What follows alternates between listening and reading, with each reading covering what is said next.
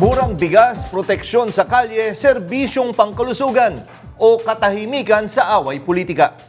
Iba-iba man ang issue, iisa lang ang tanong. Ikaw bilang Pilipino, alin ang higit na importante sa iyo ngayon?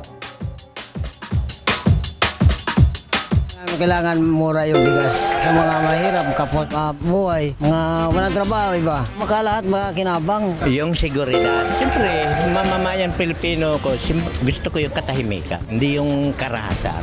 Yung murang bigas po, yun po ang kailangan ng mga tao eh. Siyempre yung seguridad kasi para sa mga bata, para sa amin lahat. Ang kailangan ko ay murang bigas. Alam mo naman ang mga kagaya natin ng mga mahihirap, yan ang number one. Tigil bangayan sa politika para maayos natin ang bansa natin. Siyempre, murang bigas po.